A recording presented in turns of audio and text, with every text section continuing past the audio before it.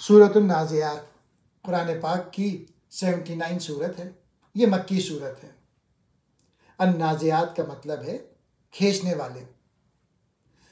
سورت کا آغاز فرشتوں کا ذکر کرتے ہوئے ہوتا ہے جو موت کے وقت انسان کی روح نکالتے ہیں۔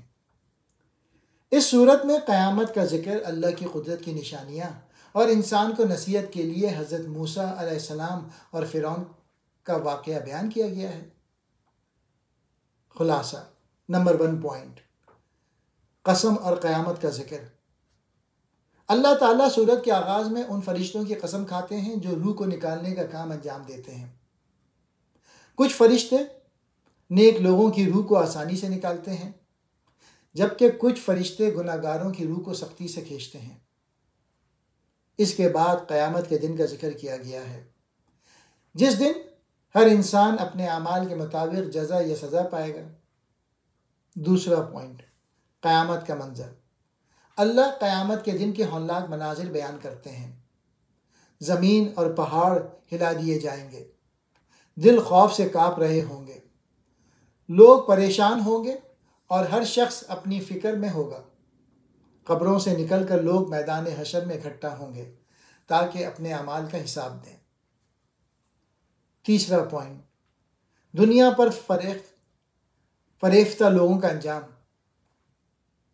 اللہ فرماتے ہیں کہ دنیا کے مزے اور مال و دولت میں مگن لوگ قیامت کو بھول جاتے ہیں اور آخرت کی تیاری نہیں کرتے۔ وہ قیامت کا انکار کرتے ہیں، مگر اس دن انہیں سخت پچھتاوا ہوگا۔ چوتھا پوائنٹ، حضرت موسیٰ علیہ السلام اور فرعون کا واقعہ۔ اللہ تعالیٰ حضرت موسیٰ علیہ السلام اور فرعون کا واقعہ بیان کرتے ہیں۔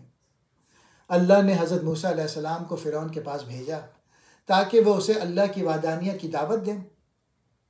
فرعون نے حضرت موسیٰ علیہ السلام کی بات ماننے سے انکار کر دیا اور سرکشی اختیار کی۔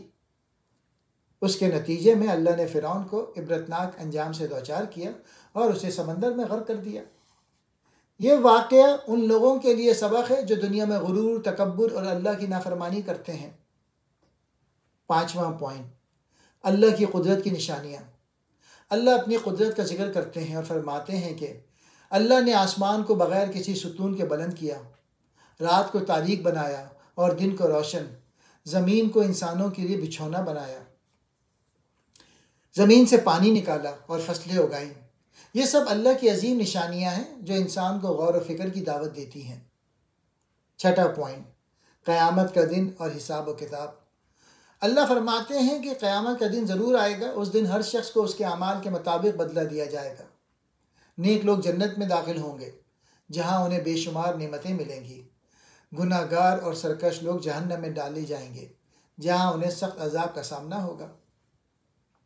ساتواں پوائنٹ، اللہ آخرت کی اہمیت پر زور دیتے ہیں اور فرماتے ہیں کہ دنیا کی زندگی عارضی ہے جبکہ آخرت کی زندگی ہمیشہ کے لیے ہے۔ اس لیے انسان کو چاہیے کہ وہ نیک اعمال کرے اور اللہ کی اطاعت کرے تاکہ قیامت کے دن کامیابی حاصل کر سکیں۔